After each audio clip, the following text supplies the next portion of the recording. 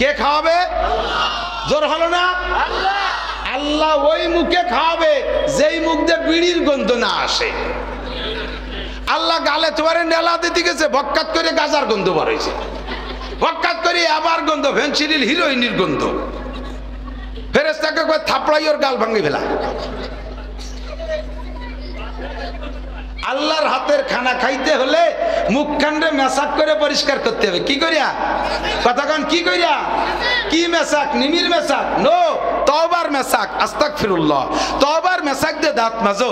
গাঁজা খাবো না, বলেন গাঁজা খাবো না, ইয়াবা খাবো না, বিড়ি খাবো না, সুদ খাবো না, ঘুষ খাবো না, চুরা টাকা খাবো না, মারা টাকা খাবো না, কোনো প্রকার হারাম খাবো না, টন মেরে খাবো না, মন মেরে খাবো না, ব্রিজ মেরে খাবো না, কালবন মেরে খাবো না, ফ্যাসিলিটি বিল্ডিং মেরে খাবো না, কারেন্টের খাম্বা তার গিলে খেয়ে ফেলবো না, করোনা ভাতা মেরে খাবো না। কথা কেন না কেন? এই সমস্ত নাপাক হারাম খাইয়া মুখরে নাপাক করবো আল্লাহ পাক। যাবো, রাস্তার অভাব নাই, যেই আছে সে আমারে রাস্তা দেখায়। আমলিগ, বিএনপি, জামাত, জাতীয় পার্টি, আটরশি, চন্দ্রপাড়া, মানিকগঞ্জ, সুরেশ্বর, ভোজেশ্বর, ইনায়তপুর, বাহাদুরপুর, শরিয়তপুর, মাদারীপুর, ফরিদপুর, তবলিগ, সরমুনাই, ইতাআতি, ওয়াজাহাতি, কাদিয়ানি, আহলে হাদিস, আহলে কোরআন, হিজবুত তাওহীদ, এ যে কি পরিমাণ জ্বালাই খাচ্ছে, আল্লাহ এর ভিতরে সঠিক রাস্তা কোনটা তুমি দেখায় দাও। যে মৌলবী স্টেজে আসে মনে করি যে তারটাই ঠিক। মুরব্বীরা একটু সাক্ষী দেন, এমন তো হবে না, তা মাইক হয়ে গেছে সব জায়গা। মুরব্বীরা বলেন, আজ থেকে 40 বছর 50 বছর আগের মানুষ যারা আজান দিত মসজিদে, মাইক ছিল না, খালি মুখে আজান দিত, 1.5 মাইল দূর থেকে হাউক করে শব্দ শোনা যেত, ঠিক না? আর এখন ভিডার খাওয়া পার্টি আজান দেয় না, কেন কেন কান দিয়ে টের পাওয়া যায় না, মাইকে দিলেও তা আওয়াজ হয় না। মায়ের খাইছো কোথায়? মায়ের দুধ খাও নাই, বিদেশি মার দুধ খাইছো বোতল ভরা। মায়ের খাইছো সে জায়গা। আগের মানুষ মায়ের দুধ খাইছে 70, 80, 90 বছর পর্যন্ত বিনা চশমায় কোরআন শরীফ পড়ে, আছে না নাই? কথা কন আছে। আর এখন তাও বিদেশি মার দুধ, ফ্রান্সের মার দুধ, ইটালি মার দুধ, অস্ট্রেলিয়া মার দুধ, ইন্ডিয়ান মার দুধ, আরে আরএফএল মার দুধ, এই সমস্ত মায়ের দুধ খাও, ওর ভিতরে কিছু নাই। খাওয়ার পরে 7, 8, 10 বছরে পোলাপানের চোখের পাওয়ার শেষ, 1200 পাওয়ারের চশমা না দিলি পায়খানার দরজা খুঁজে পায় না, যে আনি সেন মারি দেয়। الله تعالى الحمد لله رب العالمين. وقال تعالى إن الذين قالوا ربنا الله ثم استقاموا تتنزل عليهم الملائكة ألا تخافوا ولا تحزنوا وأبشروا بالجنة التي كنتم توعدون نحن أولياؤكم في الحياة الدنيا وفي الآخرة ولكم فيها ما تشتهي أنفسكم ولكم فيها ما تدعون نزلا من غفور رحيم. وقال محمد رسول الله صلى الله عليه وسلم إذا وضع الميت في قبره يأتيه ملكان فيجلسانه فيسألانه من ربك وما دينك ومن هذا الرجل الذي بعث فيكم إلى آخر الحديث أو كما قال عليه الصلاة والسلام سبحانك لا علم لنا إلا ما علمتنا إنك أنت العليم الحكيم. جزى الله عنا محمدا ما هو أهله سبحان الله وبحمده سبحان الله العظيم.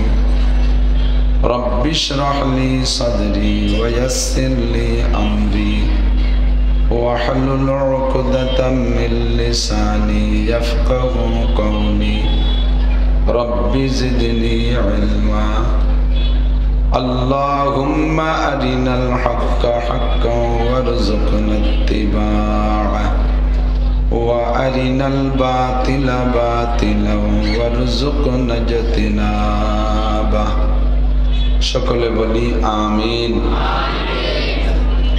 মাহফিলের শেষ প্রান্তে চলে এসেছে প্রায়।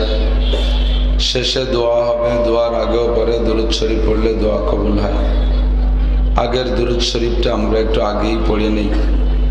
হুজুর আলাইহিস সালাতু ওয়াস সালাম বলেন, মান সাল্লা আলাইয়া মাররা সাল্লাল্লাহু আলাইহি আশারা মাররা, যে আমার উপরে একবার দুরূদ শরীফ পড়বে আল্লাহ তার উপরে তাৎক্ষণিক 10টি রহমত নাজিল করবে। হাদিসে আরো আসছে তার আমল নামা থেকে 10টি গুনাহ মুছে দেওয়া হবে, নতুন করে আমল নামায় 10টি নেকিও লিখে দেওয়া হবে। জান্নাতের ভিতরে অসংখ্য পদমর্যাদা থেকে 10টি মর্যাদা তাকে বাড়িয়ে দেওয়া হবে।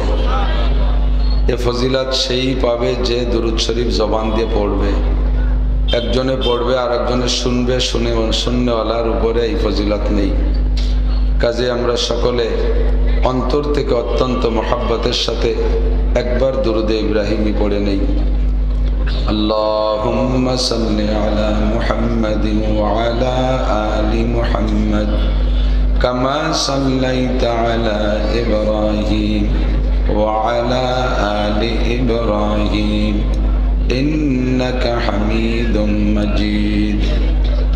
اللهم بارك على محمد وعلى آل محمد كما باركت على إبراهيم وعلى آل إبراهيم إنك حميد مجيد। ঐতিহ্যবাহী আল জামিয়াতুল মোহাম্মদিয়া ও এতিমখানা কোট মসজিদ মাদ্রাসা গোপালগঞ্জ এর উদ্যোগে আয়োজিত 49তম 2 দিন ব্যাপী বার্ষিক ওয়াজ মাহফিল। 2 দিন ব্যাপী মাহফিলের সমাপনী দিন দ্বিতীয় দিনের সম্মানিত সভাপতি, মাদ্রাসার সুযোগ্য সুদক্ষ সাহেবে ইলম, সাহেবে মারিফাত, সাহেবে আমল মোহতামিম সাহেব হুজুর হাফিজাহুল্লাহ, মসজিদ ও মাদ্রাসা কমিটির সম্মানিত সভাপতি এবং সদস্যবৃন্দ, গোপালগঞ্জের প্রাণ কেন্দ্রে আয়োজিত আজকের মাহফিলে উপস্থিত প্রাণপ্রিয় দেশবাসী, এই অঞ্চলের অনেক অনেক ওলামাই কেরাম, আয়েম্মায়ে মাসাজিদ, মাদ্রাসার আজিজাম তোলাবা, দূর পর্দার আড়ালে বসে থাকা মা ও বোনেরা, আল্লাহ তাবারক ওয়া তাআলার শাহী দরবারে তার অসংখ্য নিয়ামতের অসংখ্য শুকর। সর্বোপরি বড় শুকর যে আল্লাহ পাক রব্বুল আলামিন জেলা সদরের লক্ষ মানুষের মধ্য থেকে বাছাই ছাঁটাই করে আমাদেরকেই পছন্দ করে জান্নাতের বাগানে ডেকে নিয়ে আসছেন। 2 দিন ব্যাপী মাহফিলের এ পর্যন্ত আহলে হক ওলামাই কেরামের জবান থেকে অনেক অনেক ভালো কথা শোনার সুযোগ করে দিয়েছেন। আজকের মাহফিলের শেষ অধিবেশন পর্যন্ত আমাদেরকে জমে বসে থাকারও সুযোগ দিয়েছেন, শুকর আদায় করে নেই আলহামদুলিল্লাহ। এ প্রতিষ্ঠানটা 49তম মাহফিল চলে, কমপক্ষে প্রমাণ করে 49টাই মাহফিল হয়েছে 49 বছর। বহুত বড়দের আনাগুনা এখানে হয়ে গেছে। কাশিয়ানি হুজুর আসছেন, গহরডাঙ্গার মোহতাম শাহ হুজুর আসছেন, চৌমনি হুজুর রহমতুল্লাহি আলাইহি আসছেন, হযরত ওমর আহমদ শাহ হুজুর এসেছেন, রুহুল আমিন শাহ হুজুর এসেছেন। বাংলাদেশের বড় বড় ওলামাই কেরামরা এই মাঠে এসে গেছেন। আর আজকের মাহফিলের শেষ পর্যন্ত, আমার আগ পর্যন্ত আমাদের গোপালগঞ্জের ওলামাই কেরামদের শীর্ষস্থানীয় আমাদের ওলামা পরিষদের সম্মানিত সভাপতি সদস্য হুজুর রহমতুল্লাহ আলাইহির নাতি জামাই কাশিয়ানি হুজুর রহমতুল্লাহ আলাইহির সুযোগ্য জামাতা হযরতুল আল্লামা হযরত মাওলানা মুফতি মাহমুদুল হাসান সাহেব হাফিজাহুল্লাহ অনেক গুরুত্বপূর্ণ কথা বলেছেন, মূল্যবান কথা বলেছেন। হজরতের কথার পরে আমাদের মতো ছোট মানুষের বলার মতো আর কিছু থাকে না, বললেও সে কথার অতটা গুরুত্ব হয় না। একই কথা বলনেওয়ালার পার্থক্যে, বক্তার পার্থক্যে কথার গুরুত্বের পার্থক্য। আরবিতে বলে কালামুল মুলুকে মুলুকুল কালাম, রাজার কথা কথার রাজা, রাজার কথা কথার রাজা। হুজুর আমাদের সর্বশীর্ষ ওলামায়ে কিরামদের ভিতরে শীর্ষস্থানীয়, হুজুর সকলেরই মুরব্বী। আমি হুজুরের কাছে সরাসরি না পড়লেও হুজুর তখন গহরডাঙ্গা মাদ্রাসার শিক্ষা সচিব, আমরা তখন গহরডাঙ্গার ছাত্র, হুজুরের কাছে কিতাব ছিল না। তবে গহরডাঙ্গার মুহাদ্দিস হিসেবে হুজুর আমার উস্তাদ, আমার সাথীদের তো অবশ্যই ক্লাসের উস্তাদ, সেই হিসেবে হুজুরও আমার উস্তাদ। এত বড় মানুষের কথার পরে আর বলার মতো কিছু থাকে না, ঠোঁট জিহ্বা শুকায় আসতেছে ভয়তে। এরপরে আমার দেশের মানুষের আমার কাছে পাওনা আছে, আমিও আপনাদের কাছে পাই, আপনারা আমার কাছে পান। আল জার আহাক্কু বিসাকাবিহি, প্রতিবেশীর কাছে প্রতিবেশী বেশি হকদার। জমি বিক্রি করতে গেলেও দূরের একজনের কাছে বিক্রি করতে গেলে পাশের জমিওয়ালা যদি পিএমশন করে তাহলে দূরওয়ালা বাদ পড়ে যায়, পিএমশনওয়ালা পেয়ে যায় প্রতিবেশী হওয়ার কারণে। তা আমি এই গোপালগঞ্জের সন্তান, গ্রামে সুলতান শাহী থাকি, আর গ্রামের যত বাছাই করা মানুষগুলো সব চলে আইছে শহরে। আমিও যত পাবলিক আঙ্গাড়ি বাঙ্গাড়ি নিয়ে মোটামুটি গ্রামে একটা মাদ্রাসা করে থাকি। তো তার ফাঁকে খুব আসা যাওয়া করি গোপালগঞ্জে। এ জায়গা আসতে না পারলে দিলের ভিতরে খানিকটা কম থেকে যায়। বাহিরের ওলামায়ে কেরামরা আসবে আর আমি গোপালগঞ্জের মানুষে আসবো না, এটা আমার জন্য খুব একটা অপমানই মনে হয়। একটু সুযোগ করে দিয়েছে যে কর্তৃপক্ষ, মোহতামিম সাহেব সহ আসাতেজায়ে কেরাম, আমি তাদেরকে আন্তরিকভাবে মোবারকবাদ জানাই, ধন্যবাদ জানাই আমাকে এই সুযোগটুক দেওয়ার জন্য। আর অবশেষে যারা বসে আছেন শেষ দোয়ার অপেক্ষায়, তাদের সকলকে আমি মোবারকবাদ জানাই। মুখতাসার কালাম, সময় বেশি নষ্ট করা যাবে না।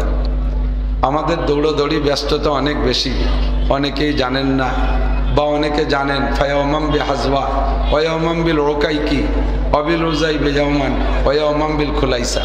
মাত্র কয়েকদিনের ভিতরে কমপক্ষে 20 থেকে 22টা জেলা ঘুরে আসছি 4-5 দিনের ভিতরে। ডেলি 8টা-10টা জেলার পথে দৌড়দৌড়ি করা লাগে। শরীর স্বাস্থ্য একেবারে খারাপ হয়ে গেছে। দিনের দিন রাতের বেলায় আমাদের গ্রামাঞ্চলে প্রবাদ ছিল আগে, এখন তো তা নেই। আগে ধান মাড়াই করতো, মলন বলে না, মলন ছিলেন তো, মলন। তো রাতের বেলা গরু দিয়ে মলন বলে, দিনের বেলা আবার যদি সেই গরু দিয়ে হাল চষে তাহলে ও গরু বেশি দিন টেকে না। তা আমাদের অবস্থা হয়েছে সেই রকম, রাতভর মলন বলি, দিনভর হাল চষি, শত শত মাইল পথ দৌড়ানো লাগে। তো আল্লাহ পাক আপনাদের দোয়ার ওসিলায় বাঁচায় রেখেছে, অবশেষে বসতে পেরেছে। আমি আবারও শুকর আদায় করি, আলহামদুলিল্লাহ। মুক্তাসার কথা, সংক্ষিপ্ত কথা, শিক্ষিত জনতা, শ্রোতা সখী সকলেই খুব কোয়ালিটি সম্পন্ন। জেলা সদরের শ্রোতা সবই শিক্ষিত বলে মনে হয়। গ্রাম অঞ্চলে চাউল খুদ, শিক্ষিত অশিক্ষিত মিক্সার থাকে, কথা বলে স্বাদ পাওয়া যায় না। মনে চিন্তা করি যে কি বলবো আর তা বুঝবে কি বুঝবে না। আর এখানে আর একটা চিন্তা, আল্লাহ যা বলবো তার চেয়ে যদি বেশি বুঝে ফেলায় তা আর এক বেকায়দা। তো কায়দা বেকায়দা নিয়েই সকলের দৃষ্টি আকর্ষণ করে আমি একটা কথা বলতে চাচ্ছি, সেটা হলো আল্লাহ পাক রব্বুল আলামিনের কতগুলো নাম আমাদের জানা আছে। আল্লাহ পাকের জাতি নাম একটা। জাতি নাম কয়টা? জাতি নাম, যেটা তার জাতি নাম। আমার একটা জাতি নাম নাসির আহমদ। আনুষঙ্গিক যেগুলো আমার সাথে লাগানো হয় সেগুলো সব সিফাতি নাম, আমার যোগ্যতা বলে সে নামগুলো দিয়ে থাকে। তো আল্লাহ পাক রব্বুল আলামিনের জাতি নাম আল্লাহ, একটু বলবেন।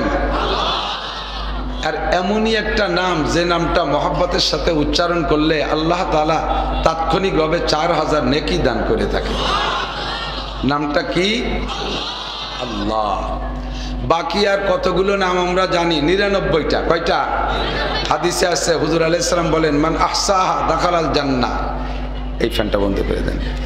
যে ব্যক্তি এই 99টা নামকে গণনা করে, ইহসা মানে গণনা করা, মান আহসাহা এই নামগুলো গণনা করে, কি মানে একটা একটা করে পড়ে, ইয়াদ করে, স্মরণ রাখে, দাখালাল জান্নাহ, ওই লোকটা বিনা হিসাবে জান্নাতি। এখন একজন হিন্দু, সে 99টা নাম মুখস্থ করল, কলেমা পড়ে নাই, এই 99টা নামেই তাকে জান্নাতে নিতে পারবে না। শর্ত হলো সর্বপ্রথম আল্লাহকে সৃষ্টিকর্তা হিসেবে, খালেক হিসেবে, মালেক হিসেবে, আল্লাহই একমাত্র উপাস্য, আল্লাহই একমাত্র মাবুদ, এই কথাটা কলেমা আকারে স্বীকার করে নিতে হবে অন্তর থেকে, লা ইলাহা ইল্লাল্লাহু মুহাম্মাদুর রাসূলুল্লাহ। কথা বলুন ঠিক কিনা? বাকি যা করব সবগুলো আমল, সবগুলো আমল। আমল রাখার একটা বস্তা লাগে, সব কিছু রাখার বস্তা আছে না, আমল রাখারও বস্তা আছে। তো সব বস্তার ভিতরে মাল রাখতে হলে বস্তার নিচে একটা সেলাই দেয়া লাগে। সেলাই ছাড়া বস্তার ভিতরে ঢুকবেন, পরে বস্তার কান ধরে উঁচু করবেন, খালি বস্তা হাতে চলে আসবে, তল দিয়ে মাল শেষ, ঠিক না? তো বস্তার যেমন তলিতে সেলাই দিয়া মাল রাখলে মাল থাকে, তেমনি আমলের একটা বস্তা, এই বস্তার তলিতে একটা সেলাই দেয়া লাগে, সেই সেলাইটাই হলো বিশ্বাসের সাথে লা ইলাহা ইল্লাল্লাহু মুহাম্মাদুর রাসূলুল্লাহ। নইলে আমরাও যেমন আমল করি এরকম নেক আমল কিন্তু অমুসলমানরাও করে। শুধু নামাজই নেকামল না, শুধু রোজাই নেকামল না, শুধু হজই নেকামল না, শুধু তবলিগই নেকামল না, শুধু জিকির তিলাওয়াতই নেকামল না, সত্য কথা নেকামল, মাপে কম না দিয়া নেকামল, না মাপে বেশি না আনা নেকামল, মানুষকে সৎপথ দেখাই দেয়া নেকামল, মানুষের সাথে 2 নম্বরই 9 নম্বরই 6 নম্বরই না করা নেকামল। কথা বলেন। আর এই গুণগুলো হিন্দুদের মধ্যে আছে না নাই? খ্রিস্টানদের আছে না নাই? আমি গিয়েছিলাম গত 6-7 বছর আগে একবার, এই জাতীয় সংসদ নির্বাচনের সময় মালয়েশিয়া। ওই সময় বাংলাদেশে 3-4 দিন সরকার একেবারে খুব কঠোরভাবে সব সভা সমিতি বন্ধ করে দিল, যে মাহফিল হবে না। মাহফিলের ভিতরে এসে ওলামায়ে কেরাম রাজনীতির আলোচনা করে, নেগেটিভ পজিটিভ বলে, কাজেই হুজুররা বাদ, মাহফিল হবে না। তো চিন্তা করলাম যে মাহফিল যখন বাংলাদেশে হবে না, এটা কিছু তো করিয়ে খাচ্ছি হবে, যে কয়দিন না হয় সে কয়দিন। আমাদের এই এলাকায় যখন কিষেনকে কাজ থাকতো না, সে সময় কাশি কোদাল নিয়ে পশ্চিমে চলে যেত, মনে আছে নাকি? এই সাতক্ষীরা অঞ্চলে এই সময় কাজ থাকে না, ওরা আমাকে এই পাশের ইটভাটা এসে কাজ করে। তো চিন্তা করলাম যে বাংলাদেশের মাহফিল বন্ধ, তার সুযোগ পাইছি মালয়েশিয়া যাই। মালয়েশিয়া যাইয়া ওখান থেকে দূরে এক জায়গা সফরে গেলাম, অনেকদিন আগে ভুলে গেছি জায়গার নাম। তো যাওয়ার পথে এক জায়গায় যাইয়া একটা রেস্টুরেন্টে ঢুকলাম, সাথীরা আছে গাড়িতে।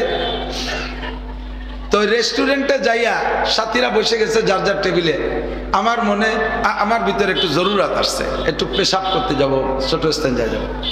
তো আমি, ওরা তো যার যার কাছে বসে গেছে, আমি যাইয়া জিজ্ঞেস করবো কার কাছে। এক তো মালাই ভাষা জানি না, 2 নম্বরে ইংরেজিতে তো আলিফও জানি না, এই কি দিয়ে জিজ্ঞেস করব? তো কমপক্ষে টয়লেট, ওয়াশরুম এসব তো জানি। তো দেখলাম একটা দোকানদার ছেলে, হাফ প্যান্ট পরা, গায়ে একটা গেঞ্জি, চেহারাই বোঝাচ্ছে, চেহারা তো চায়নার মালাইরা একই রকম পেরায়। তো পরেও বললো আমি চাইনিজ, ওর ভাষায় যেটুকু বললো তাতে বুঝলাম ও চাইনিজ, চায়না। ছেলেটা বুদ্ধ। আমি ওকে যে বললাম যে ওয়াশরুম, টয়লেট। দোকানের সামনে, তার দোকানের সামনে 20-25 জন কাস্টমার, সকলকে ওর ভাষায় দিয়ে বন্ধ করে রেখে পিছন দিয়ে বেরোয় আইসা ও আমাকে সাথে করে নিয়ে ওই মার্কেটের শেষ প্রান্তে ওয়াশরুম, সেই জায়গা পর্যন্ত গলির ভিতরে দিয়ে আঁকা বাঁকা, সে জায়গা পৌঁছাই দিয়া বাথরুমের ভিতরে নিজে যাইয়া পরিষ্কার না অপরিষ্কার এটা পর্যবেক্ষণ করে, অপরিষ্কার যতটুকু ছিল নিজে হাতে পরিষ্কার করে দিয়ে এরপরে আমাকে ইশারা করলো, যান এখন পারবেন। কাজটা ভালো কাজ না? কাজটা ভালো কাজ। একটা বুদ্ধ ছেলে, একটা বুদ্ধ ছেলে। আর আমার দেশের বাংলাদেশি ছেলেকে যদি লঞ্চ ঘাটেতে কই বাড়ি, বাথরুম কোন দিক, কয় বসে বড় এনে সামনে তো বারে, কয় বসে বড় এনে তোমার জন্য পায়খানা নিয়ে এসে আমি দাঁড়িয়ে রয়েছি। এত সুন্দর কথা বলে। মুসলমানের ছেলে, ওর আব্বা তবলিগি 3 ছেলের সাথে, ঠিক না? তো ওই ছেলেটা যে কাজ করছে, আরে ভাই কখনো কখনো বাথরুমটা এমনই জরুরি, বাথরুমের জরুরতকে কোন কোন ইবাদতের উপর যে প্রাধান্য দেওয়া হয়। আপনার যদি কঠিনভাবে বাথরুম চাপে, সেই অবস্থায় আপনি নামাজও পড়বেন না, নামাজ পড়া মাকরু, জরুরত সেরে আসবেন। মসজিদ দেখাই দিলে যেমন নেকি হয়, কখনো কখনো প্রয়োজন সাপেক্ষে বাথরুম দেখাই দিলে তার চেয়ে একটু কম হয় না। এই ছেলেটা নেকি করছে, আমারে বাথরুম দেখা দিচ্ছে, অবশ্যই নেকি হয়েছে, কিন্তু ওর নেকি রাখছে যে বস্তায়, ও বস্তার তলিতি সেলাই নাই। সমস্যা কোথায়? ওরে এমন বহু নেক কাজ আছে কিন্তু তলিতে সেলাই নাই। খ্রিস্টানের বস্তার, আমলের বস্তার তলিতে সেলাই নাই, হিন্দুদের বস্তার তলায় সেলাই নাই, খ্রিস্টানদের বস্তার তলায় সেলাই নাই। আমাদের বস্তার তলায় সেলাই দিতে হয় কি দিয়ে? লা ইলাহা ইল্লাল্লাহ মুহাম্মাদুর রাসূলুল্লাহ। বস্তার তলায় সেলাই হয়ে গেছে। নামাজ রাখবা ভিতরে থাকবে, রোজা রাখবা ভিতরে থাকবে, হজ রাখবা ভিতরে থাকবে, তিলাওয়াত রাখবা ভিতরে থাকবে, ভালো কথা বলবা ভিতরে থাকবে, দান খয়রাত করবা ভিতরে থাকবে। এবার বস্তারে আবার হেফাজত করতে হবে। দিক তাকান, সেলাই দিয়েছেন কিন্তু বস্তার তলায় বড় বড় দুটো বিলে ইন্দুর লেগিয়েছে। বিলে ইঁদুর, যারা বিল অংশের মানুষ, নিজলে উলপুর কংসুর এই পাশে পূব এলাকায় যারা, তারা বিলে ইন্দুর চেনেন। কেসা ইন্দুর, সেই ইঁদুরই বিলে তাড়া করে দাবড়ায়, ঠিক না? মানুষ পর্যন্ত দাবড়ায়, বেশ ইচ্ছে বড়, 1-1.5 কেজি ওজন হবে। এইরকম মোটা মোটা দুটিয়া বিলে ইঁদুর বস্তার তলে লাগানো। আপনি যদি বিলাই ইঁদুর দুইটাকে না মারেন, তাহলে সেলাই দিয়েছেন কিন্তু ভিতরে আমল থাকবে না। তল দিয়া বস্তার নিচে ছিদ্র করে আন্ডারগ্রাউন্ডে বাংকার খুঁজে সব মাল নিয়ে যাবে। সেই দুইটা ইঁদুরের নাম, একটা হলো শিরিক আর একটা হলো কুফর। একটার নাম শিরিক আর একটার নাম কুফর। কথা বলেন? শিরকের ইঁদুরকে পিটাইয়া মারো, আল্লাহ কা লা তুশরিক বিল্লাহ ইন্নাশ শিরকা লা যুলমুন আযীম। ওয়ানাশকুরুকা ওয়ালা নাকফুরুকা, ওয়ানাশকুরুকা ওয়ালা নাকফুরুকা, লা ইন শাকারতুম লা ইন শাকারতুম লা আযীদান্নাকুম ওয়ালা ইন কাফারতুম ইন্না আযাবি লাশাদীদ। শিরকের ইন্দুরে বস্তা থেকে মাল বের করে নিয়ে যায়, কুফরের ইন্দুরে বস্তা থেকে মাল বের করে নিয়ে যায়। আরেকটা আছে আমাদের বিষাক্ত একটা বিষ আছে, ওই বিষটা বস্তার মধ্যে থাকলে বস্তার তলা যদি কেউ কেটেও না নিয়ে যায়, ভিতরের মালকে পচায়া নষ্ট করে দেয়, ভিতরের অরিজিনাল মালকে পচায়া নষ্ট করে দেয়। ওইটার নাম হলো বেদাত। ওটার নাম কি? বেদাত। বলতে যে 3টে কথা বলে ফেললাম, তাহলে আমরা পড়ব লা ইলাহা ইল্লাল্লাহ মুহাম্মাদুর রাসূলুল্লাহ। এই কলেমা পড়ে ইমানের বস্তার তলায় সেলাই দিয়া, এরপরে যদি আমি আল্লাহ বলে ডাক মারি, একটু বলেন আল্লাহ, 4000 নেকি বস্তার মধ্যে দাঁড়াবে। এরপরে আল্লাহ পাকের 99টা নাম বলবেন, উচ্চারণ করবেন, নেকি পাইবেন। এর মানে হলো 99টা নামকে জবানে বইলে আপনি তার তর্জমা বুঝে সে অনুযায়ী আল্লাহকে আপনি স্বীকার করবেন। আপনি যেমন ইমানে, আমার যুবকরা আমার দিক, ইমানে মুজমাল পড়েছি, বলেন আমানতু বিল্লাহি কামা হুয়া। বিশ্বাস করি আল্লাহকে যেমন আল্লাহ তেমন। কতক্ষণ?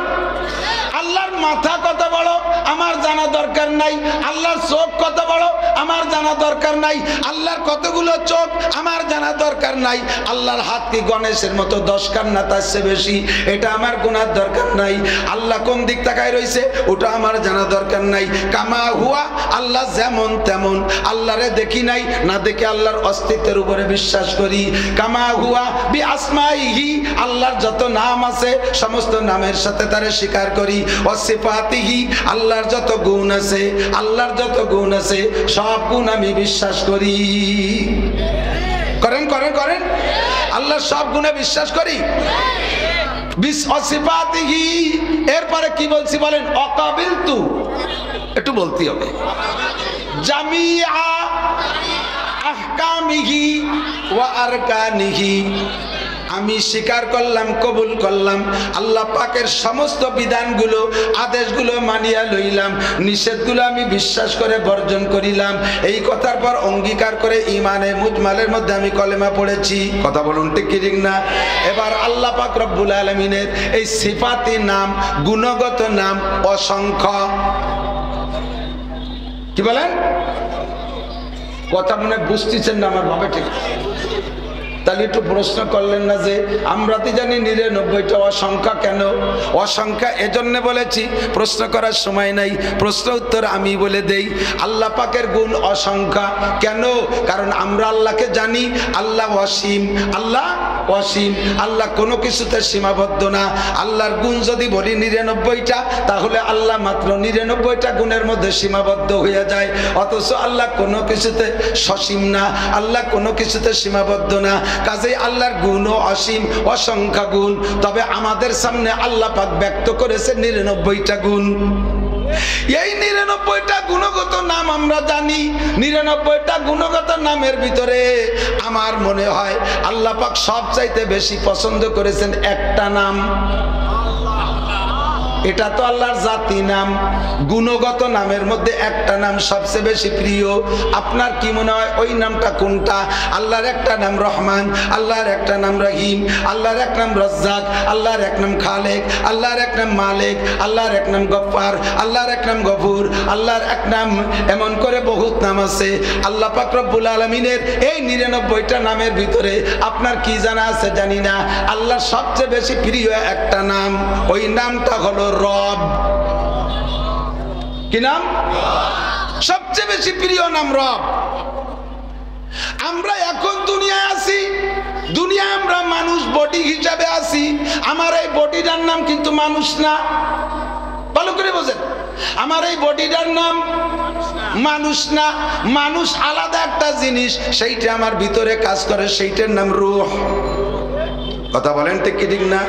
আপনার আব্বা অসুস্থ, ঢাকা পাঠাইছেন চিকিৎসায়, ঢাকা পিজি হাসপাতালে আব্বা ইন্তেকাল করেছে, বাড়ি খবর চলে আসছে, মাইকিং হয়েছে, সকাল 9টায় জানাজা হবে।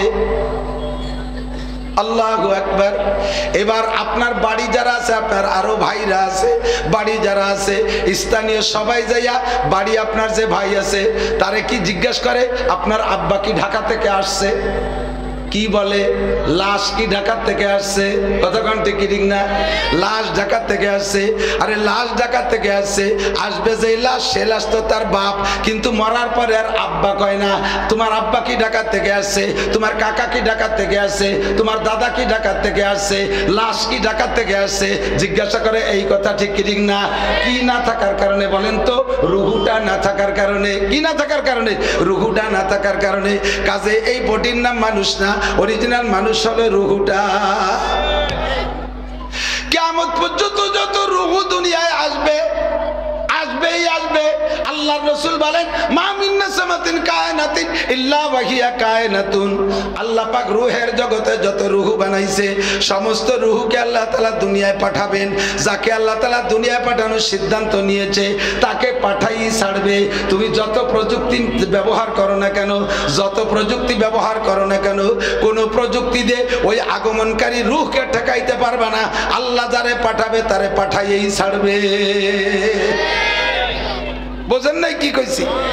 ইব্রাহিম আলাইহিস সালামকে আসতে জন্য নমরুদ ঠেকানোর যত চেষ্টা সব চালাইছে, আল্লাহ তারে পাঠাই ছাড়ছে। ইব্রাহিমকে নমরুদ ঠেকাইতে পারে নাই। কতক্ষণ ঠিক ঠিক না? মুসা নবীরে আসতে ঠেকানোর জন্য ফিরাউন সকল প্রচেষ্টা লাগাইছে।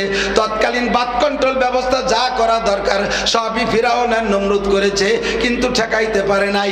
এখনো পর্যন্ত বর্তমান প্রযুক্তির যুগে যত প্রকার প্রযুক্তি আপনি ব্যবহার করেন, যেই রুহুটাকে আল্লাহ পাঠানোর সিদ্ধান্ত নিয়েছে ওই রুহুটা দুনিয়ায় পাঠাই ছাড়বে।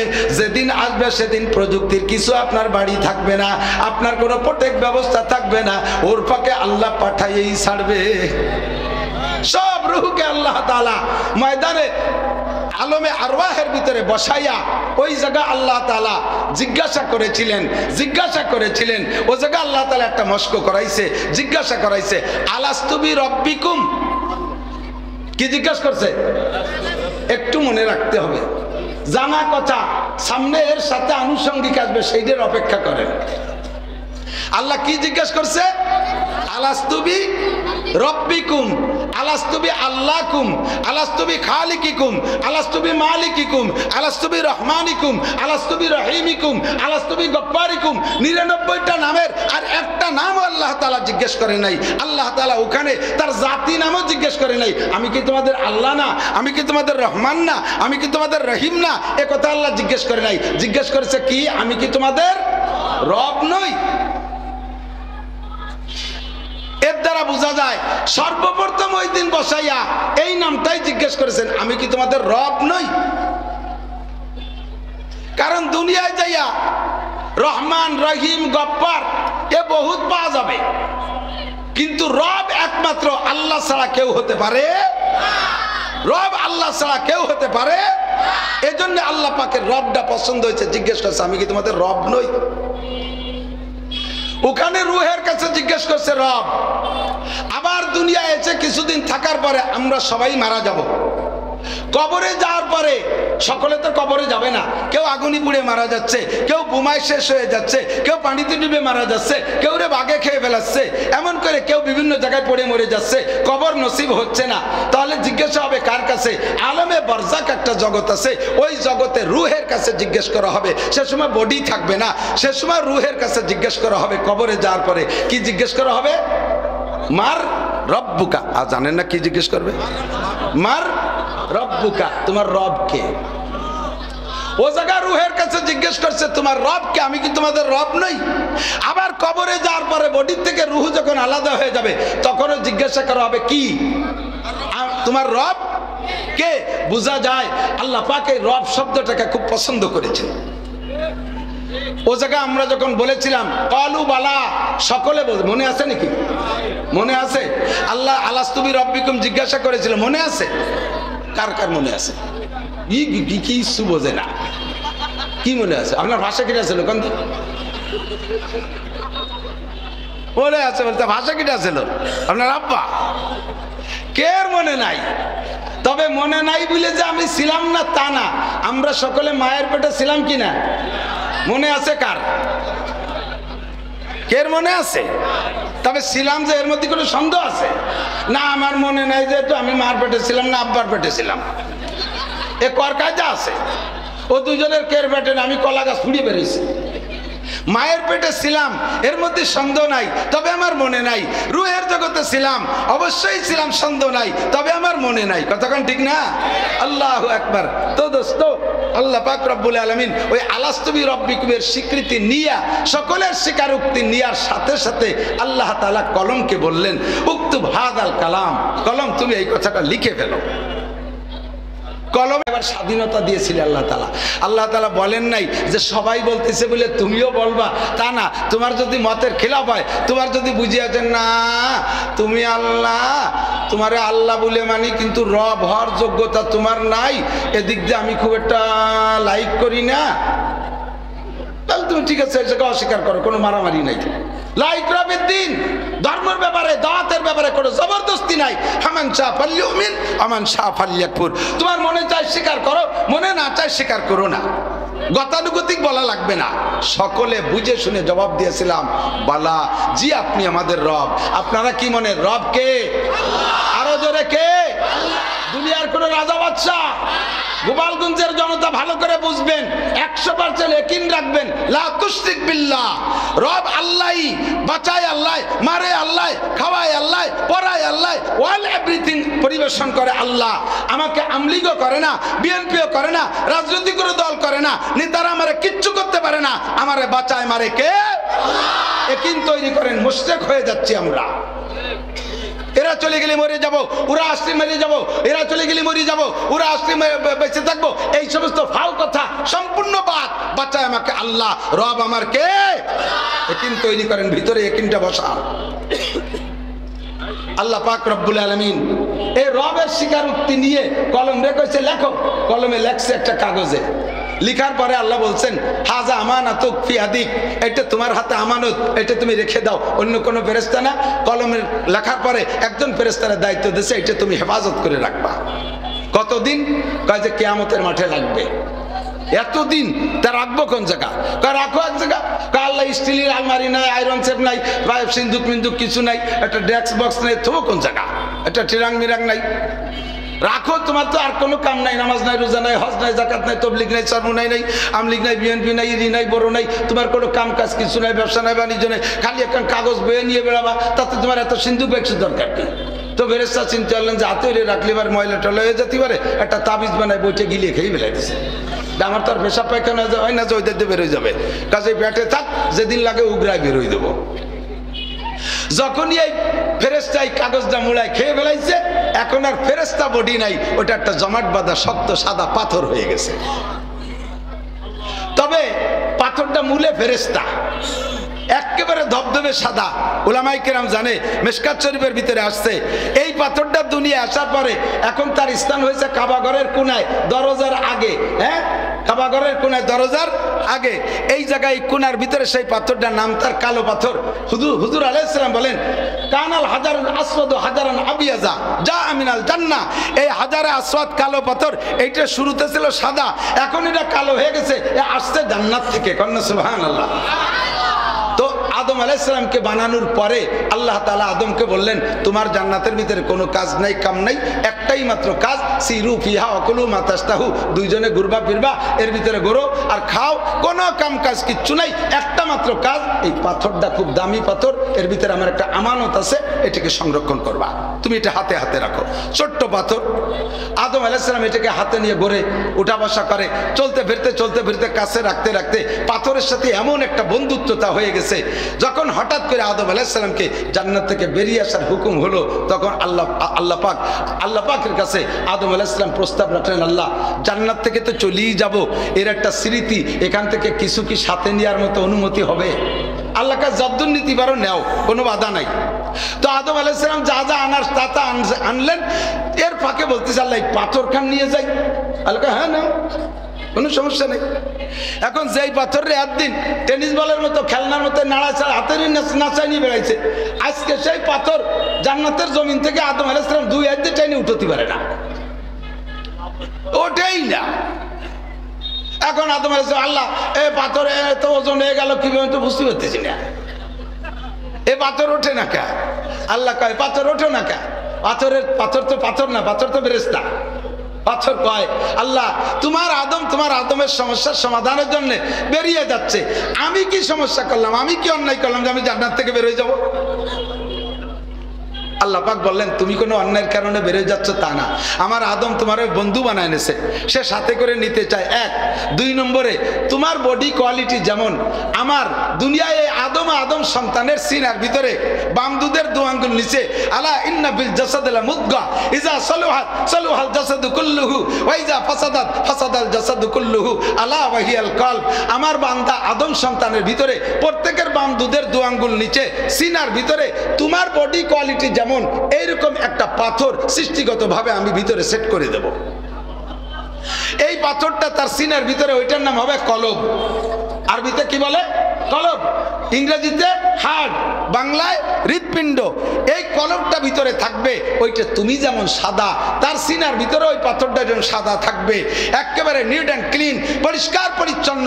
বান্দা যখন দুনিয়ায় যাবে, একটা গুনাহ করবে, তার ওই কলবের পর একটা দাগ পড়বে, আর একটা গুনাহ করবে, আর একটা দাগ পড়বে, এমন করে গুনাহ করতে করতে সুদের গুনাহ, ঘুষের গুনাহ, মদের গুনাহ, গাজার গুনাহ, এবার গুনাহ, ফেন্সিডিলের গুনাহ, টোন মারা গুনাহ, মন মারা গুনাহ, মিথ্যে কথার গুনাহ, জিনার গুনাহ, হাজার হাজার গুনায় ওর ওই পাথরটা কালো মিচমিচে হয়ে যাবে।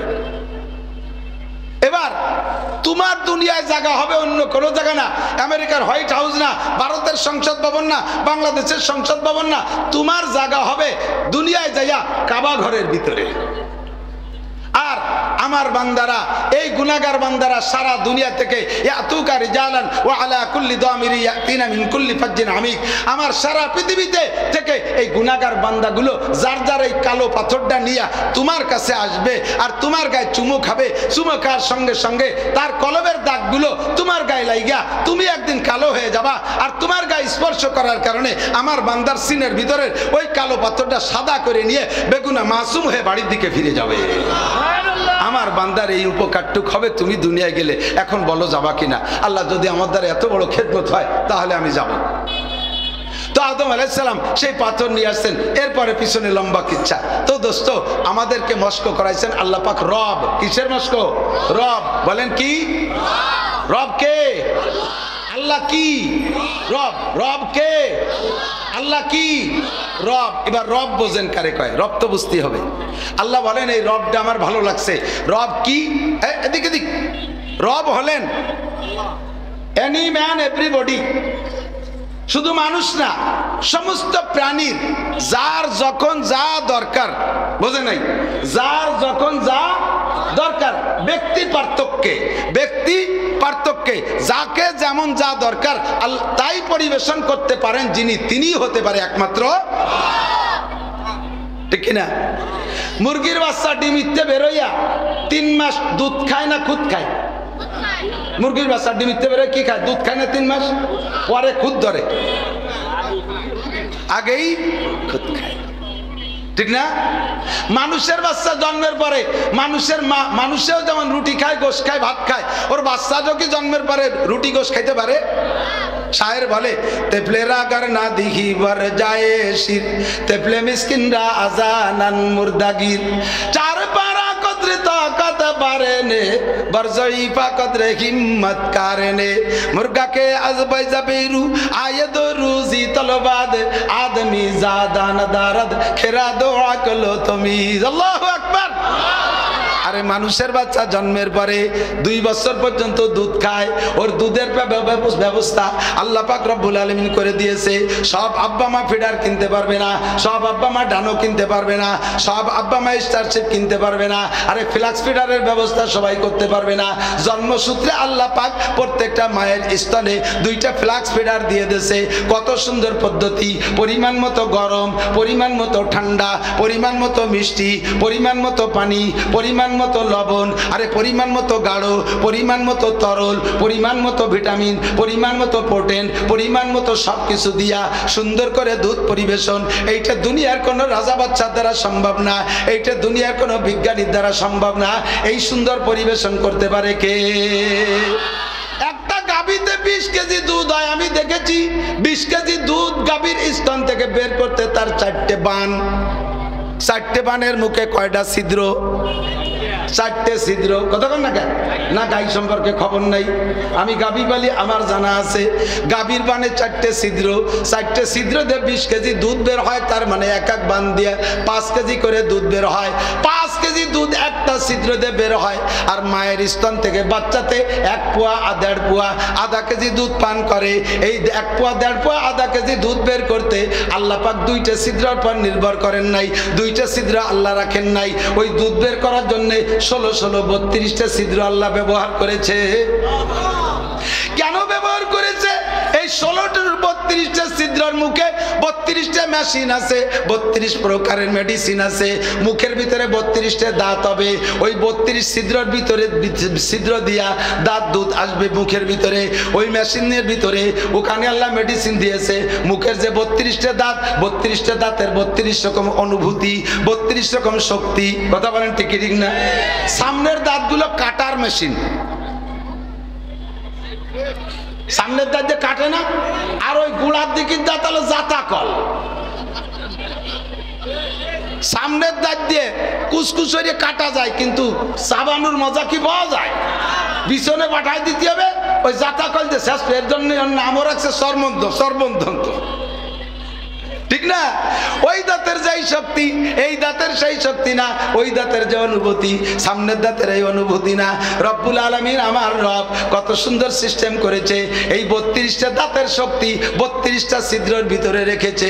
তাই মায়ের স্তন থেকে যারা দুধ পান করে নিয়মিত 2 বছর যারা পান করে, তাদের দাঁত শক্ত হয়, তাদের চক্ষু ভালো হয়, তাদের মেধা ভালো হয়, তাদের হার্ট ভালো হয়, তাদের বাল্ব ভালো হয়, তাদের লাংস ভালো হয়, তাদের পিত্ত ভালো হয়, তাদের পাকস্থলী ভালো হয়। পাক্কা 2টা বছর 2.5 বছর যদি মায়ের দুধ পান করে, আল্লাহর রহমতে গলার কণ্ঠ ভালো হয়, গলায় আওয়াজ বেশি হয়। এদানিং কালে দেখেন, আমার সত্যি কথা, মুরব্বীরা একটু সাক্ষী দেন, এমন তো হবে না, তা মাইক হয়ে গেছে সব জায়গা। মুরব্বীরা বলেন, আজ থেকে 40 বছর 50 বছর আগের মানুষ যারা আজান দিত মসজিদে, মাইক ছিল না, খালি মুখে আজান দিত, 1.5 মাইল দূর থেকে হাউত করে শব্দ শোনা যেত, ঠিক না? আর আর এখন ভিডার খাওয়া পার্টি আজান দেয় না, কেন কেন কান দিয়ে টের পাওয়া যায় না, মাইকে দিলেও তা আওয়াজ হয় না। মায়ের খাইছো কোথায়? মায়ের দুধ খাও নাই, বিদেশি মার দুধ খাইছো বোতল ভরা। মায়ের খাইছো সে জায়গা। আগের মানুষ মায়ের দুধ খাইছে 70, 80, 90 বছর পর্যন্ত বিনা চশমায় কোরআন শরীফ পড়ে, আছে না নাই কথা কন? আছে।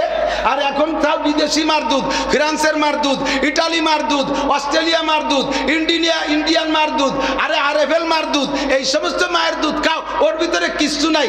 খাওয়ার পরে 7, 8, 10 বছরে পোলাপানের চোখের পাওয়ার শেষ, 1200 পাওয়ারের চশমা না দিলি পায়খানার দরজা খুঁজে পায় না, যে আনি সেন মারি দেয়।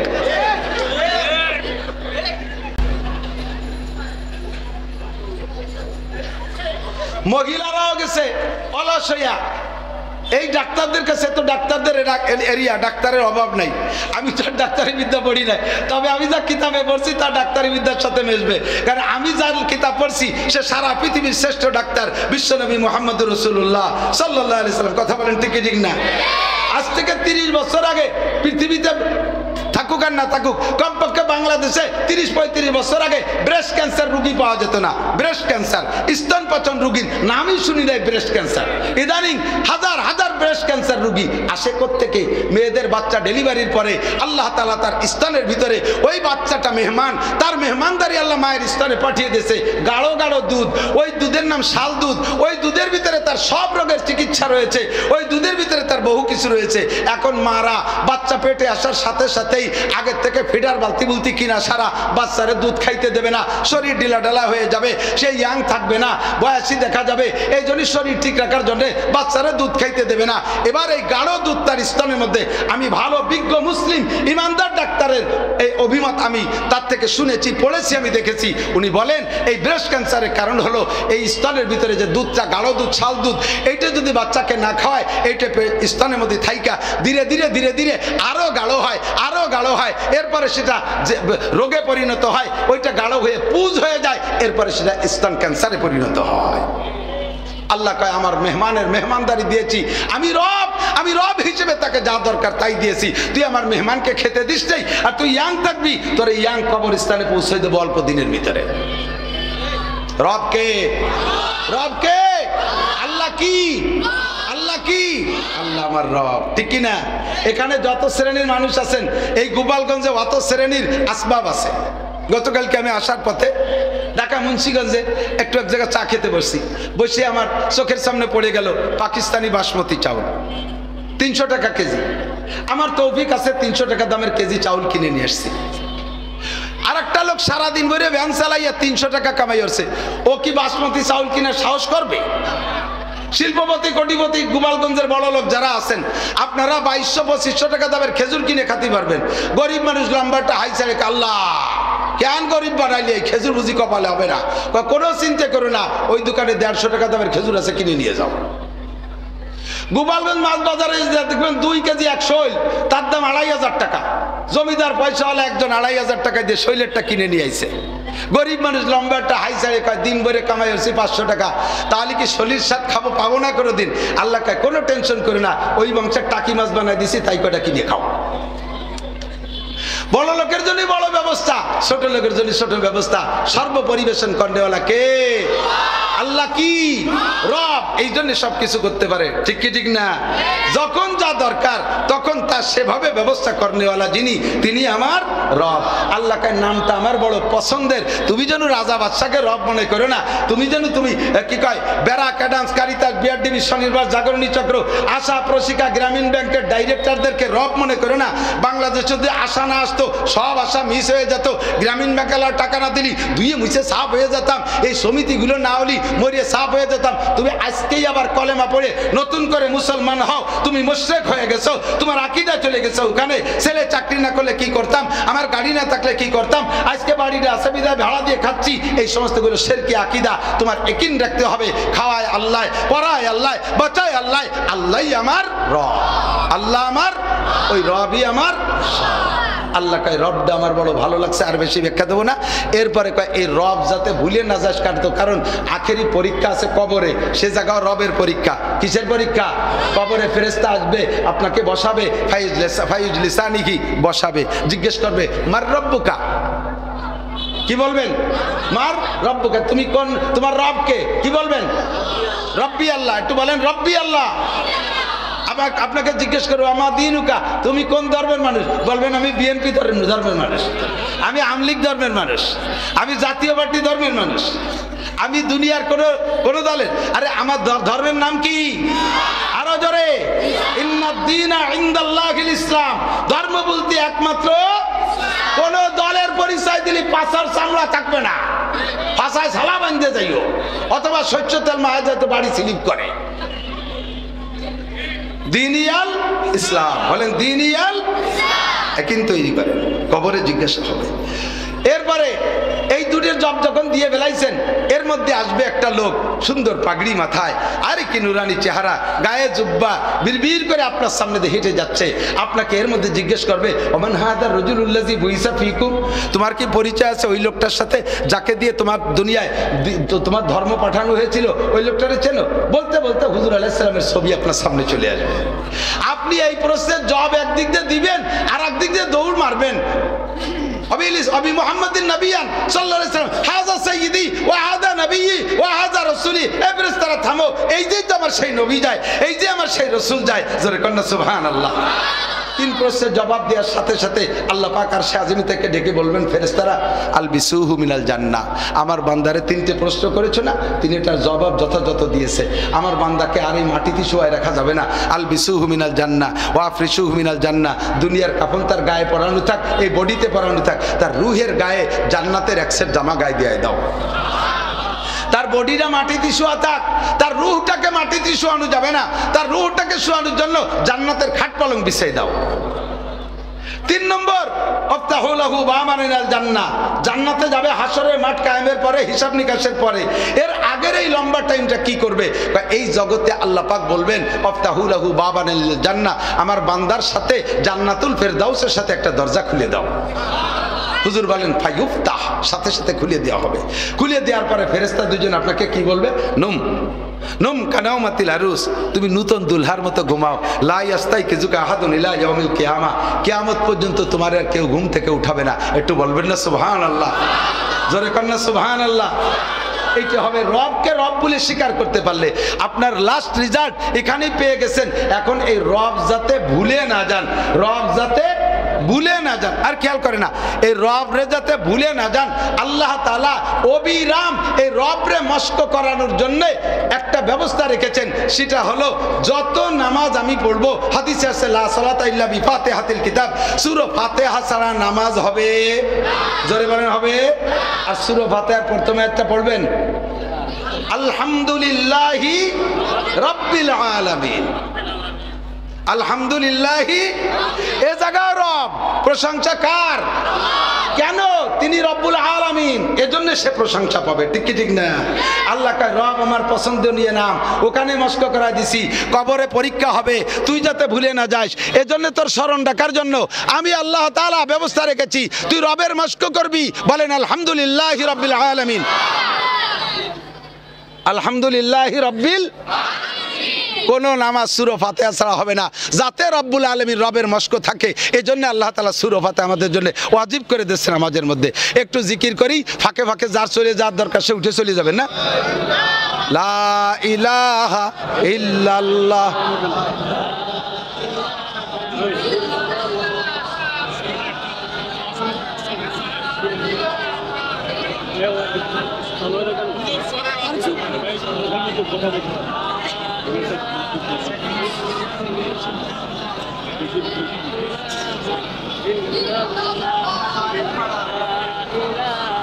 গেল জেনারেটর নাই।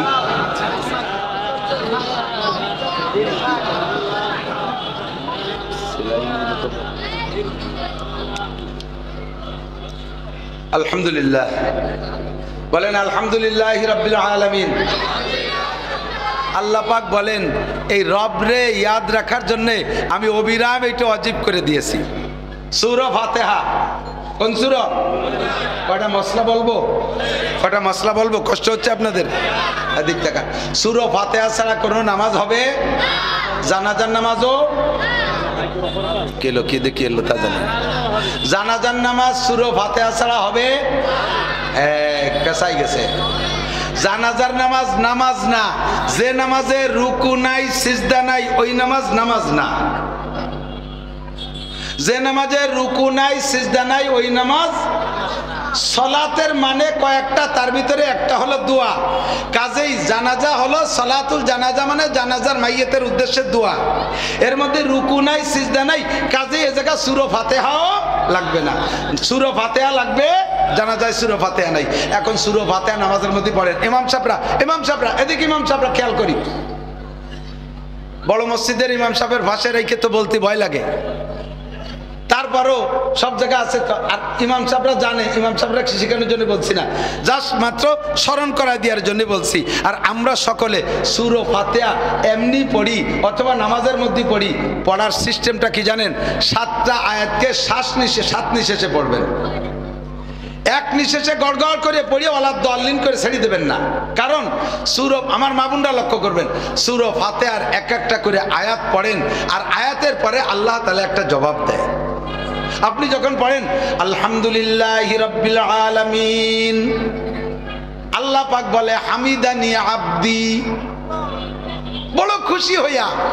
আপনি যখন বলেন আলহামদুলিল্লাহি রাব্বিল আলামিন, আল্লাহ আমি প্রশংসা করি ওই আল্লাহর, যে আল্লাহ রাব্বুল আলামিন, বলার সাথে সাথে আল্লাহ তাআলা জবাব দেয় হামিদানি আব্দি, চমৎকার, আমার বান্দা আমাকে উপযুক্ত প্রশংসা করেছে। বলেন না সুবহানাল্লাহ। এরপরে বলবেন আর রহমানির রহিম, বলার সাথে সাথে আল্লাহ বলবে আত্রা আলাইয়া আব্দি, উপযুক্ত প্রশংসা করেছে আমার বান্দা আমার জন্য। মালিক ইয়াউমিদ্দিন, বলার সাথে সাথে আল্লাহ বলে সাদাকা আব্দি, থ্যাংক ইউ, তুমি সত্য কথা বলেছো। বিচার দিনের মালিক কে? জোর হলো না কে? দুনিয়ার কোন রাজা বাদশা, বাংলাদেশ হাইকোর্টের বিচারপতি, সুপ্রিম কোর্টের প্রধান বিচারপতি, বিশ্ব কোন বিচারপতি, বিচার দিনের মালিক কে? বলার সাথে সাথে আল্লাহ কয় সাদাকা আব্দি, আমার বান্দা সত্য কথা বলেছে।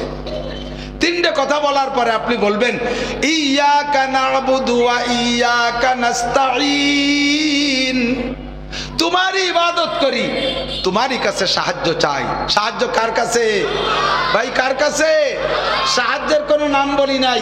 আমার কি কি লাগবে আমি জানি না, আমার যা লাগবে আমার জানে কে? আমার আল্লাহ। এদিক তাকান, একটা মেশিন কিনে নিয়ে আসছেন, মেশিনের ছোট্ট একটা পার্টস লুজ হয়ে গেছে, একটা নাট লুজ হয়ে গেছে, অথবা একটা চিকন পার্টস ক্ষয় গেছে, দেখবেন যে মেশিনের মূল শব্দ নাই, গ্যার গ্যার গ্যার গ্যার শব্দ হচ্ছে, অথবা বন্ধ হয়ে গেছে। এখন মেশিনের কোন পার্টসটার দুর্বলতার কারণে মেশিনের এই সমস্যা হচ্ছে, এটা কি মেশিনে বোঝে? এটা কে বোঝে?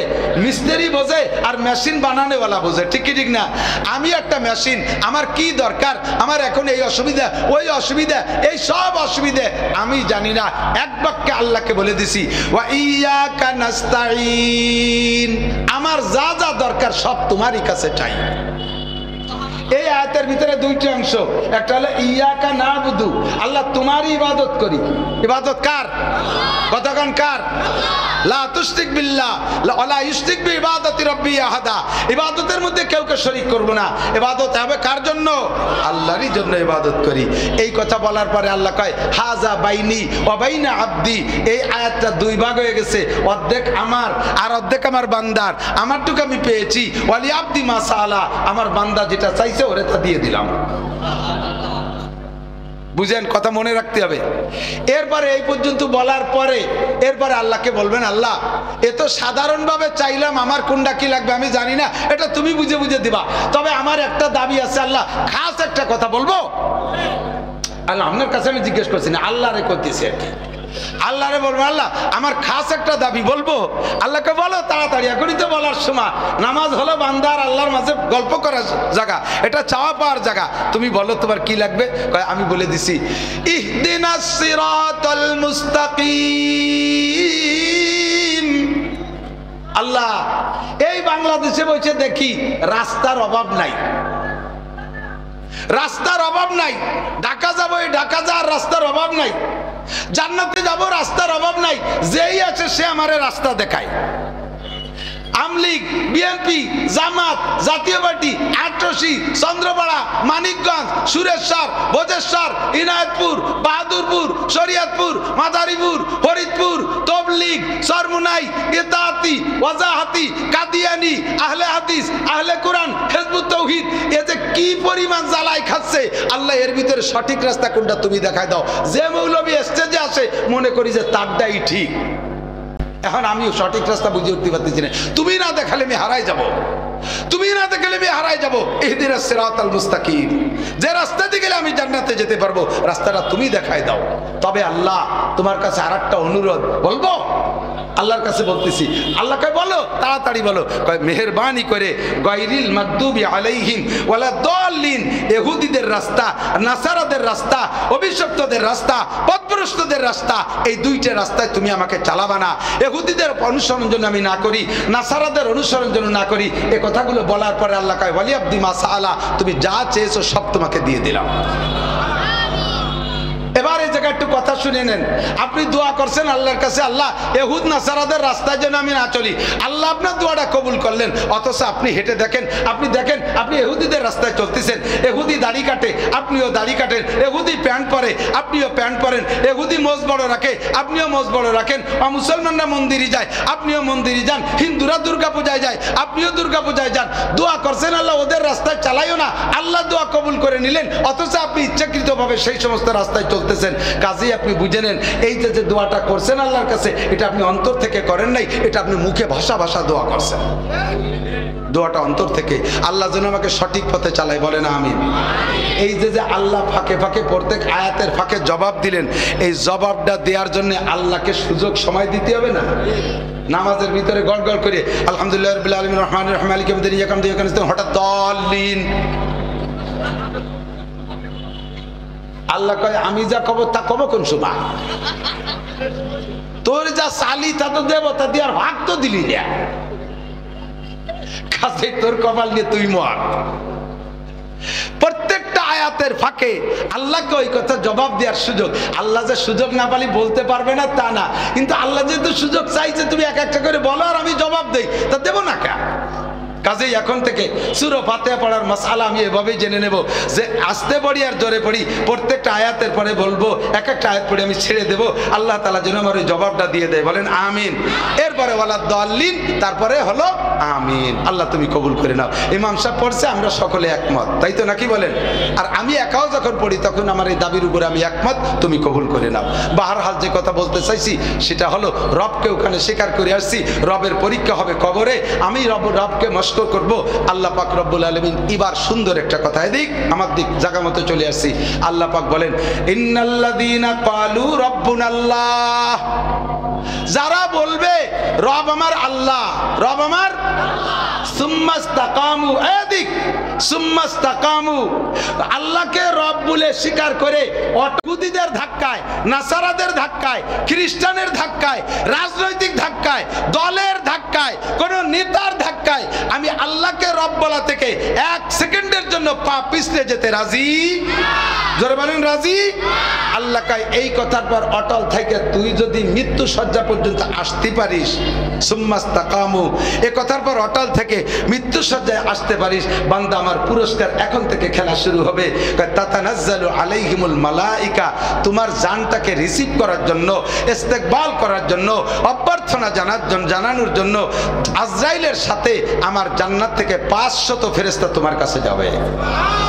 কয়শো? 500 ফেরেশতা যাবে তোমার জানটা রিসিভ করার জন্য। আজরাইল আলাইহিস সালাম আইসা আপনার জান নিতে যাবে, আর ওই 500 ফেরেশতা পাশ দিয়ে ঘিরাও করে বসবে। ওই আপনি তো যখন আজরাইলকে এক নজর দেখবেন না, তখন আপনার ভিতর কিন্তু বিশাল একটা ভয় এসে যাবে। আজরাইল জান নেবে দেখে একটা ভয় এসে যাবে, তখন এই ফেরেশতারা আপনাকে অভয় দিয়ে বলবে আল্লাহ তাখাবু, আল্লাহ তাখাবু, কোনো ভয় নাই, কোনো ভয় নাই। এই 500 ফেরেশতা আপনাকে অভয় দেবে, সাহস দেবে, আল্লাহ তাখাবু, কোনো ভয় নেই। 2 নম্বরে বলবে ওয়ালা তাহজানু, তুমি মরার সময় টেনশন করতেছো, আমার এই মার্কেটের কি হবে, আমার এই ব্যবসা বাণিজ্য কি হবে, ছেলেটারে বিয়ে দিয়ে যেতে পারলাম না, লাস্টের মেয়েটা বিয়ে দিয়ে যেতে পারলাম না, যুবতী বউ তুইও চলে গেলাম, এরপরে ব্যবসা বাণিজ্যের কি হবে, নেই, কি ইন্ডাস্ট্রিজের কি হবে, সামনে নির্বাচনে তো টা দিলাম গুটিখানিক, তা তো কোনো ফলাফল হলো না, কি হবে না, এই বলে যে তোমার ভিতরে টেনশন হয়েছে, ফেরেশতারা কয় বলা তাজালু, ওই চিন্তারে লাভ নাই, 3 জাগ কোষ্টা পাট জাগ হয়ে গেছে, তা বাঁচিয়ে পারলাম না, কি হবে না। আল্লাহ কয় বলা তাজালু, ফেরেশতারা বলে তুমি টেনশন করো না, টেনশন। আর খাস একদল ফেরেশতা আপনার কাছে গিয়ে একেবারে চোখের সামনে একটা প্লেকার্ড দেখাবে, ওর ভিতরে আপনি যে জান্নাতে যাবেন ওই জান্নাতের সব নাজ ও নিয়ামত ওই প্লেকার্ডের ভিতরে অঙ্কিত থাকবে। চোখের সামনে নিয়ে দেখায়, বলবে ওয়া আবশিরু বিল জান্নাতিল্লাতি কুনতুম তুআদুন। এই মৌলানা নাসির সাহেব জান্নাতের প্রলোভন দিয়েছিল, মনে আছে? আব্দুল হাফিজ সাহেব প্রত্যেক জুমার দিন বেহেশতের কথা কত মনে পড়ে বুড়ো?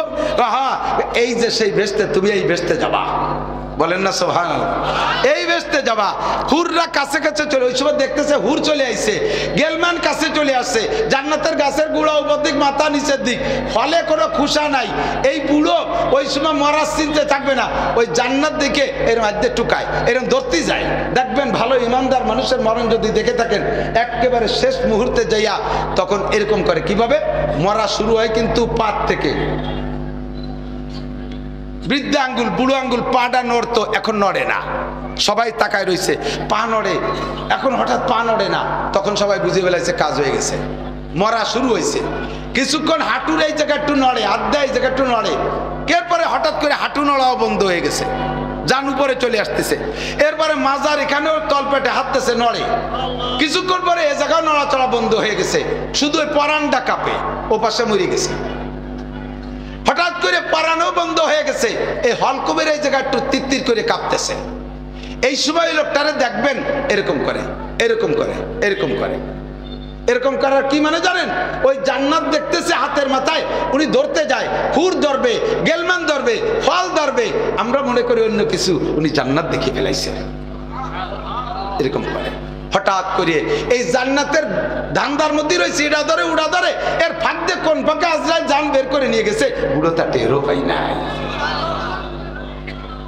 অনায়াসে জানটা বেরোয়। এভাবে মুখের কাছে হাত আনছে, জানটা বেরোয় আসছে। জান যখন বেরোয় আসছে, এবার মাথার কাছে একটা সবুজ কাপড়, ওর ভিতরে আজরাইল ইসলাম হাতটা ঝাড়া দেবে, হাতটা পাতলা হয়ে যাবে। এবার ওই 500 ফেরেশতা এই জানটা নিয়ে যাবে। তো ওই সময় জানকে, রুহকে বলে তোমার কোনো ভয় নাই, তোমার কোনো টেনশন নাই, তুমি সব ফেলে একা চলে যাচ্ছ?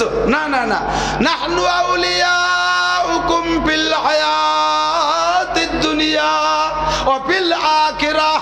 আমরা এই 500 তোমার দুনিয়ার বন্ধু ছিলাম, মরার পরও জান্নাতে যাওয়া পর্যন্ত আমরা তোমার সাথে থাকবো, আমরা তোমার সাথে থাকবো, বলেন সুবহানাল্লাহ। এরপরে কয় ওয়ালাকুম ফিহা মা তাশতাহি আনফুসুকুম ওয়ালাকুম ফিহা মা তাদউন। বেহেশতে যাওয়ার পরে মুখে যা বলবা তাও পাবা, মনে যা ভাববা তাও পাবা। এই বিবরণ দিতে আমার 3-4 ঘন্টা লাগবে। এরপরে লাস্টে একটা পুরস্কার, সেইটা বলে আমি শেষ করে দেব। সেটা হলো এদিকে দিকে দিক, আল্লাহ পাক বলেন নুজুলাম মিন গফুরির রহিম। কোন কথার পর বলেন তো? আল্লাহকে রব বলে স্বীকার করেছেন, বলেন আল্লাহকে রব বলে। রবকে এই কথার পর অটাল থেকে মরণটা যদি এমন পান, আল্লাহ পাক বলেন কিয়ামতে জান্নাতের ভিতরে একটা পার্কে সমস্ত জান্নাতীদেরকে নিয়ে আল্লাহ পাক রব্বুল আলামিন একটা মাহফিল করবে। ওই মাহফিলের ভিতরে দাউদ আলাইহিস সালামকে দিয়ে সূরা তাহা তিলাওয়াত করে শোনাবে, হযরত নবী আলাইহিস সালামকে দিয়ে সূরা ইয়াসিন তিলাওয়াত করে শোনাবে। এরপরে স্বয়ং আল্লাহ পাক নিজেই সূরা আর রহমান তিলাওয়াত করে শোনাবে। মাহফিল শেষ হয়ে যাওয়ার পরে সমস্ত জান্নাতীরা বলবে আল্লাহ তিলাওয়াত তো শোনা শেষ, এখন জান্নাতে যাই। আল্লাহ কয় না, মাহফিলের শেষে একটু তবারক হতে হবে, মাহফিলের শেষে একটু তবারক হবে। এই তবারক দেওয়ার জন্য আপনাদের প্রত্যেকের সামনে জান্নাতি পরিবেশকরা আসবে। তারা কারা? গেলমানরা আসবে পানি পুনি ইত্যাদি নিয়ে, আর এক একজনের সামনে 72 জন করে জান্নাতি হুর 2টা ট্রের ভিতরে 1020 প্রকারের আইটেমের খাবার নিয়ে আপনার সামনে এনে বসায় দেবে। আপনাকে আল্লাহ বলবেন কুলু খাও, কুলু খাও। আপনি বলবেন না খাবো না। কে খাবা না?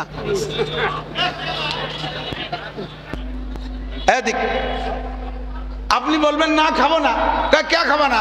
কয় আমাকে কোট মসজিদের মাহফিলের দিন নাসির সাহেব বলে আসলো এই আজকের খাবার বলে তুমি আজ দিয়ে খাওয়াবা, এদিন ফেরেশতা বিটিরা দিয়ে গেল, মহিলারা তুই গেল, তুমি না খাওয়ালে আমরা খাবো না। আল্লাহ কয় ঠিক আছে, মনে রাখছিস যখন এখনই হবে।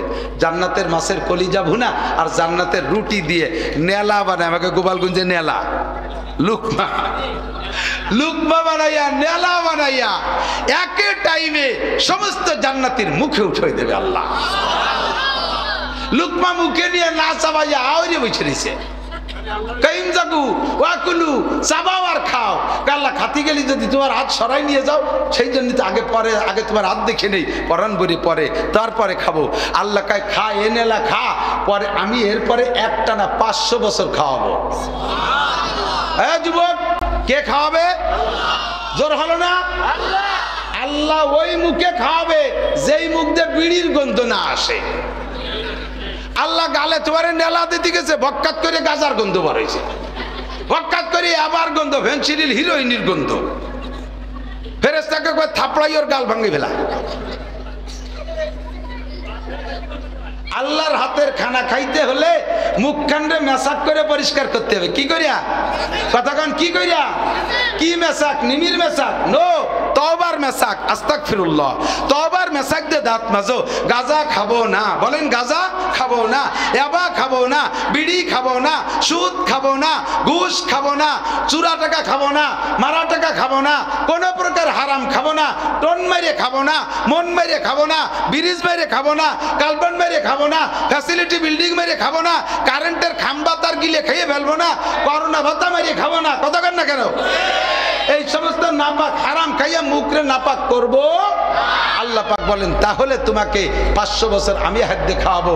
এই 500 বছর শেষ হয়ে যাওয়ার পরে এখন কয় যে আল্লাহ আবার কবে খাবো? আল্লাহ পাক বলবেন আতিকুম কুল্লা ইয়াউমিল জুমআ, প্রত্যেক শুক্রবারে তোমাদের সাথে আমার দেখা হবে। কন্যা সুবহানাল্লাহ। আল্লাহ এবার কয় কি? ফামান কানা ইয়ারজু লিকা রাব্বিহি, ওই দিন যদি আমার সাথে সাক্ষাৎ করতে চাও, ওই দিন যদি আমার সাথে সাক্ষাৎ করতে চাও, ফালইয়ামাল আমালান সালিহা, নেক আমল যা আছে সব খুঁটে খুঁটে করো, নেক আমল যা আছে সব খুঁটে খুঁটে করো। ওয়ালা ইউশরিক বিইবাদাতি রাব্বিহি আহাদা, আর কোন ইবাদত করার ব্যাপারে আল্লাহর সাথে কেউরে শরীক করবা না। ইবাদত হবে কেমন? ওয়ামা উমিরু ইল্লা লিয়াবুদুল্লাহ মুখলিসিনা লাহুদ্দিন। নামাজ পড়বো কার জন্য? রোজা হবে কার জন্য? দান খয়রাত কার জন্য? আমাদের এখানে দান খয়রাত যদি আমি বলি, এই যে বিল্ডিং এর কাজ হচ্ছে, গত বছর শুরু হয়ে দিয়ে গেছিলাম মাহফিলি, আল্লাহর রহমতে কয়তলা পর্যন্ত হয়েছে? 6 তলা ছাদ হয়ে গেছে। আরে আমি 6 মাস আগে 7 মাস আগে আমার মসজিদের কয়টা খুঁটি গাড়ছি, তা দাঁড়ায় রয়েছে, তার একটু ইট দিয়ে তার ছাদ দিতে পারতেছি না। এত মানুষ ভালোবাসে আমার মাদ্রাসা, একটা টাকা কেউ দেয় না, ভালো খালি মুহি মুহি বাসে। আর গতবার এই জায়গা কয়ে গেছে 6 তলা ছাদ হয়ে গেছে, বডিতে ইট বাকি রয়েছে, প্লাস্টার টাইলস বাকি রয়েছে। গোপালগঞ্জের মানুষ, রাজধানীর মানুষ, আমাদের দলীয় সরকার হেরে গেছে, তার কারণে তো আর আমরা দিন ধর্ম ছেড়ে দিতে পারি না। কথা বলেন, পারি না? কি কথা বলেন? পারি না। আমাদের দিন ধর্ম আমরা চালানো এই বড় বিপদে আছে। এদিক তাকান, আমার গোপালগঞ্জে গ্রামের যারা থাকে তারা এখান থেকে খবরটা পৌঁছে দিয়ে, মহা বিপদে আছে আমরা গোপালগঞ্জের হুজুররা। বিপদ কি জানেন? বাড়ির দায়িত্বে সবই তো গোপালগঞ্জের সব আমলিক, 95% ধরি, 95, 5% থাকলে থাকতে পারে দিক সেদিক, 95% আমলিক। আমার গোপালগঞ্জের বিলাইতিও যদি ডাকে, বিলাইতা তো তার শুরু ডাকে, বিলাইতি মেও মেরে শোনা যায়, যেন নৌকো নৌকো এরকম শোনা যায়। গোপালগঞ্জের বিলাইটাও নৌকো করে। এখন আমরা এই যে সরকারের ঝামেলার পরে আমরা গোপালগঞ্জের হুজুররা পড়ছে আলাদা ঝামেলায়, স্থানীয় পাবলিক কেউ আমাদেরকে বিশ্বাস করে না। সকলে মনে করে গোপালগঞ্জের হুজুররাও অন্য জায়গার হুজুরদের সাথে সরকার বিরোধী করে, কাজে আমাদের সবকিছু ব্রেক বন্ধ করে দিয়েছে। আবার বাহিরে যদি যাই, বাহিরের লোকে মনে করে যে গোপালগঞ্জে কোনো নবী রসুল আসলে সে আমলিক ছাড়া করে না। সেদিন গেছি আমি বগুড়া মাহফিলি সোনাতলা, যাইয়ে দেখি আমার নামের নিচে গোপালগঞ্জ লেখা ছিল, ওইটা ফুলুর দিয়ে মুছে দিছে, গোপালগঞ্জ মুছে দিছে, খুব কষ্ট পাইলাম। দোস্ত, আল্লাহ পাক রব্বুল আলামিন ধর্মীয় প্রতিষ্ঠান বাঁচায় রাখবে, আমরা সাথে থাকবো। রাজি আছি না ইনশাআল্লাহ? এই যা কিছু করব নামের জন্য 100 বস্তা সিমেন্ট দিয়ে যদি মারহাবা না কয় তাহলে আর কোনোদিন দেব না, এরকম নাকি স্বভাব? মাদ্রাসায় কিছু দিলে এর থেকে আমি নামের জন্য যদি আমার প্রশংসা করুক, আমার নামটা মাইকি বলুক, ইত্যাদি করুক, এরকম লোভ করাটাই হলো শিরিক ফিল ইবাদত। আমি যাহা করব মাদ্রাসা মসজিদ ধর্মের কাজ সবগুলো হবে কার জন্য? আল্লাহ কয় তাহলে আমার সাথে দেখা হবে। এই মাদ্রাসার এই বিল্ডিংটা এভাবে থেকে যাবে। গোপালগঞ্জের এত পয়সাওয়ালারা, ব্যবসায়ী আছেন, বাণিজ্যিক আছেন, চাকরিজীবী আছেন, সকলে সম্মিলিতভাবে যার যার নিজস্ব একটা বাড়ি করছেন, 5 তলা 7 তলা, কত বড় বড় বিল্ডিং করছেন। আর আমরা সবাই মিলে যদি মাদ্রাসার এই বিল্ডিংটার বাকি কাজে হাত দেই, ইনশাআল্লাহ 2 মাসের ভিতরে কাজ কমপ্লিট করা সম্ভব। কথা বলেন ঠিক ঠিক না? তো এই কাজের জন্য লাগবে ইট লাগবে, সিমেন্ট লাগবে, বালু লাগবে, টাইলস লাগবে। মোহাব্বতের সাথে কোনো এক আল্লাহর বান্দা কি বলবেন, ইনশাআল্লাহ আল্লাহ আমাকে যা দিয়েছে আমি ইখলাসের সাথে জান্নাতের আশায় 100 বস্তা সিমেন্ট এই মাদ্রাসার বিল্ডিং এর জন্য দেব। 100 বস্তা সিমেন্ট, তার জন্য প্রাণ খুলে দোয়া। যেই লোকটা এই মুহূর্তে আটা দেবে, বুঝবে যে ওই লোকটা ইসরাইল আর নেতানিয়াহুর দলের লোক। একান্ত পেশাবাসী এক আঙ্গুল দেখাবেন, আমি বসবো 100 বস্তা সিমেন্ট। 100 বস্তা সিমেন্ট দিয়ে আপনি পেশাব করার মধ্যে শুয়ে থাকবেন, আপনার ডাইয়ে উঠবো না। মোহাব্বতের সাথে আব্বা আমার রুহের মাগফিরাত, নিজের পরকালের সদকায় জারিয়ার জন্য এ ঘরের ভিতরে যতদিন কোরআনে কারিমের তেলাওয়াত হবে, হাদিসের তেলাওয়াত হবে, আল্লাহর কসম আপনি কবরে শুয়ে পাবেন।